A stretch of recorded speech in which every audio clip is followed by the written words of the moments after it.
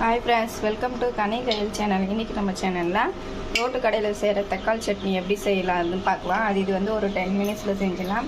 அதுக்கு வந்து தக்காளி ஒரு 3 தக்காளி எடுத்துருக்கேன், காஞ்சி மிளகா 2, புளி ஒரு கொட்டை புளி, சும்மா லைட்டாக பூண்டு வந்து ஒரு 10 பல்லு பூண்டு, இஞ்சி சின்னதாக எடுத்து அதை ஸ்லைஸாக கட் பண்ணி வச்சுருக்கேன். இந்த பக்கம் வானில் எண்ணெய் ஊற்றி எண்ணெய் நல்லா காஞ்சிருச்சு. இப்போ நம்ம எடுத்து வச்சு காஞ்சி மிளகா ஆட் பண்ணிக்கலாம். காஞ்சி மிளகா கலர் மாறின உடனே பூண்டு சேர்த்துக்கலாம்.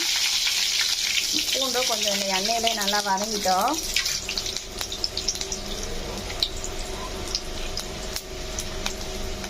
பூண்டு கலர் செஞ்ச உடனே இஞ்சி சேர்த்துக்கிறேன்.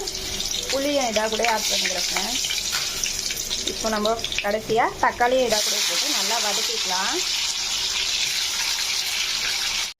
இந்த தக்காளி வதங்க சொல்லி நம்ம சட்னிக்கு தேவையான உப்பு ஆட் பண்ணி இதாக கூட வதக்கிக்கலாம் ஃப்ரெண்ட்ஸ். தக்காளி வந்து நல்லா கலர் சேஞ்ச் ஆகணும், இந்த தோலெல்லாம் தனியாக வரணும், அந்த அளவுக்கு நம்ம வதக்கிக்கலாம். இப்போ பாருங்க, இந்த மாதிரி ஃபைனலாக நல்லா வதங்கிடுச்சு, எண்ணெய் சைடில் திரிஞ்சு வருதா. இந்த ஸ்டேஜில் நம்ம ஆஃப் பண்ணி இது ஆறட்டும்னு சொல்லிட்டு மிக்சியில் போட்டு சூடாக அரைச்சா மிக்சி ஓப்பன் ஆகி தெரிச்சிடும். ஆறின பிறகு அரைக்கணும். அவ்வளோதான், இது ஆர்ட்டும் ஃப்ரெண்ட்ஸ்.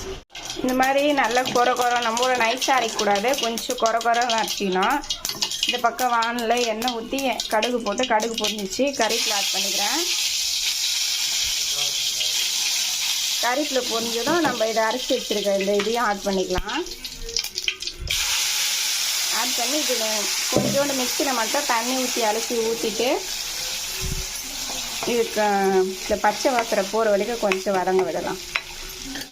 இங்கே பாருங்க ஃப்ரெண்ட்ஸ், அவ்வளோதான். ஃபைனலி இங்கே எண்ணெய் மேலே திரண்டு வந்துச்சு. இது மாதிரி நல்லா கொதி வந்ததும் நம்ம ஆஃப் பண்ணிடலாம். தக்காளி சட்னி ரெடி.